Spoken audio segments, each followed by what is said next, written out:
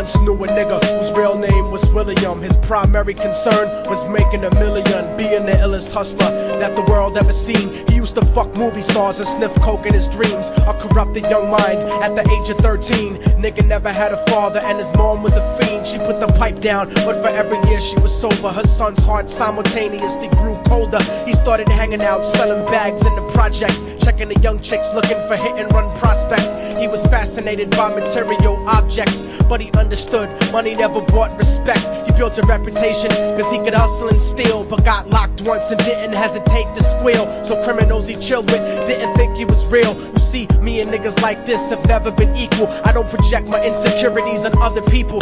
He fiended for props like addicts with pipes and needles, and so he felt he had to prove to everyone he was evil. A feeble-minded young man with infinite potential, the product of a ghetto-bred capitalistic mental. Coincidentally dropped out of school to sell weed, dancing with the devil, smoked until his eyes would bleed. But he was sick of selling trees and gave in to his greed.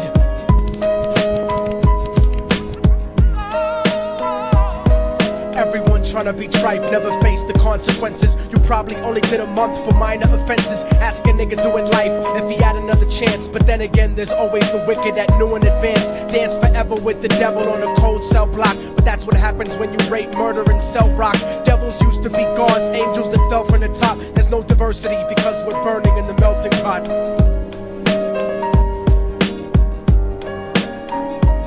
So Billy started robbing niggas, anything he could do to get his respect back in the eyes of his crew. Starting fights over little shit up on the block. Stepped up to selling mothers and brothers to crack rock. Working overtime, making money for the crack spot. Hit the jackpot and wanted to move up to cocaine, fulfilling the Scarface fantasy stuck in his brain. Tired of the block niggas treating him the same. He wanted to be major like the cutthroats and the thugs. But when he tried to step to him, niggas showed him no love. They told him any motherfucking coward can sell drugs. Any bitch nigga with a gun can bust slugs. Any nigga with a red shirt can front like a blood. Even Puffy smoked the motherfucker up in the club. But only a real thug can stab someone till they die. Standing in front of them, staring straight into their eyes, Billy realized that these men were well guarded, and they wanted to test him before business started. Suggested raping a bitch to prove he was cold-hearted. So now he had a choice between going back to his life or making money with made men. Up in the sight, his dreams about cars and ice made him agree a hardcore nigga is all he ever wanted to be. And so he met them Friday night at 2:45.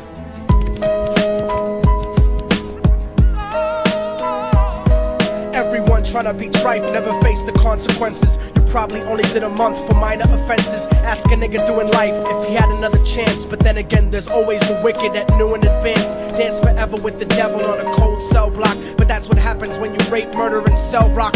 Devils used to be gods, angels that fell from the top. There's no diversity because we're burning in the melting pot.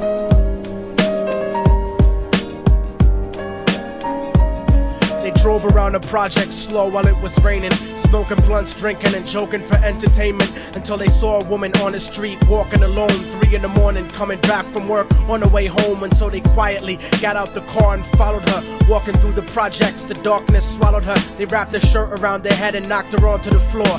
This is it, kid, now you got your chance to be raw. So Billy yoked her up and grabbed the chick by the hair and dragged her into a lobby that had nobody there. She struggled hard, but they forced her to go up the stairs. They got to the roof and then held her down on the ground, screaming, "Shut the fuck up and stop moving around." The shirt covered her face, but she screamed and clawed. So Billy stomped on the bitch till he broke in her jaw. Them dirty bastards knew exactly what they were doing. They kicked her until they cracked her ribs and she stopped moving. Blood leaking through the cloth, she cried silently.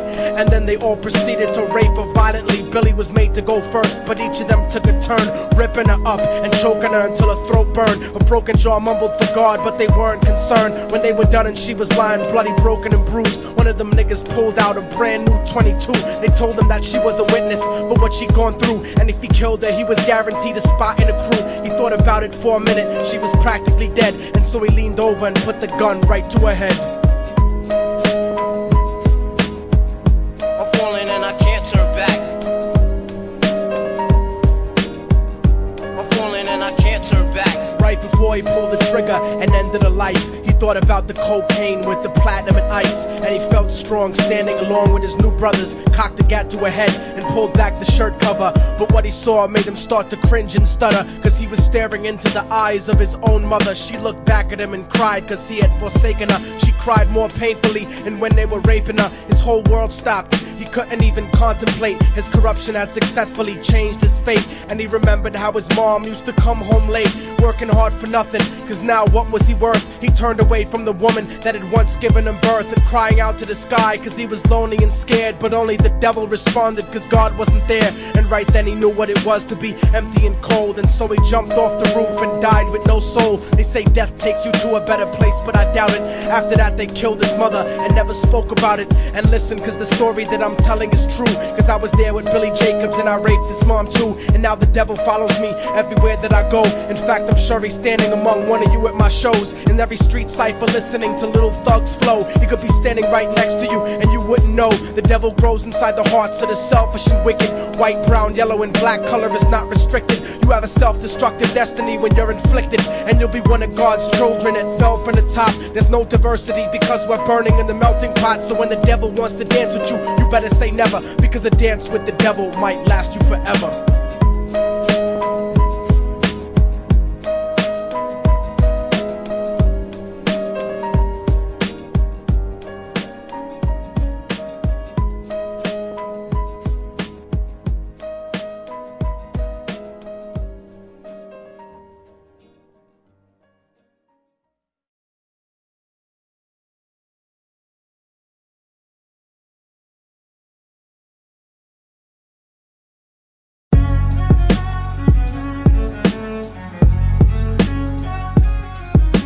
Oh, y'all motherfuckers thought it was over, huh?